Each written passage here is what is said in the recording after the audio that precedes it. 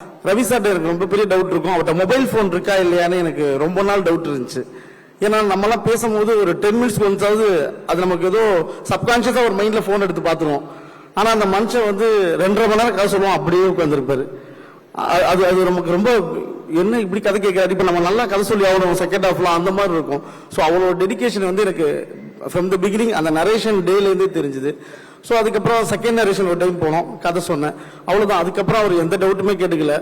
ஒரு டெபியூட் டைரக்டரை சாரோட கேட்டகரியில் இருக்க இந்த ஸ்டார் ஹீரோஸ் பிலீவ் பண்றதே ரொம்ப பெரிய விஷயம்.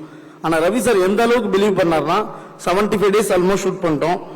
ஒரு நாள் கூட ஒரு ஷாட் கூட அவர் எடுத்ததை காட்டுப்பான்னு கேட்டதே கிடையாது. ஃபர்ஸ்ட் டே வந்த போது நடிச்சாரு, 75th டே நடிக்கும் போது அப்படிதான் நடிச்சாரு.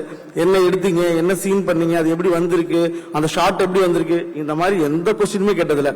அது ஒரு டெபியூட் டைரக்டரா அவர் நம்ம மேல வச்சிருக்க அவ்வளவு பெரிய அந்த ட்ரஸ்ட்டை நம்ம காப்பாற்றணும் அப்படின்றது எனக்கு போக போக தான் தெரிஞ்சது. நான் நினைச்சேன் சரி ஃபர்ஸ்ட் ஷெடியூல் முடிஞ்சாலும் கூப்பிட்டு கேட்பாரு போல, என்னப்பா பண்ணிருக்கேன்னு. கேட்கல. சரி செகண்ட் ஷெடியூல் போறோம், கெட்டப் சேஞ்ச், ஃபர்ஸ்ட் அது இங்க கெட்டப், அடுத்து இந்த கெட்டப் போறோம், மிடில் ஏஜ், அப்போவாது கேட்பாரு பார்த்தோம், அப்பவும் கேட்கல. ஸோ இந்த இந்த இந்த நம்பிக்கை வச்சதுக்கு ரொம்ப ரொம்ப ரொம்ப தேங்க்ஸ் சார். நீங்க இதை தொடர்ந்து பண்ணிட்டு வராங்க ரவி சார்.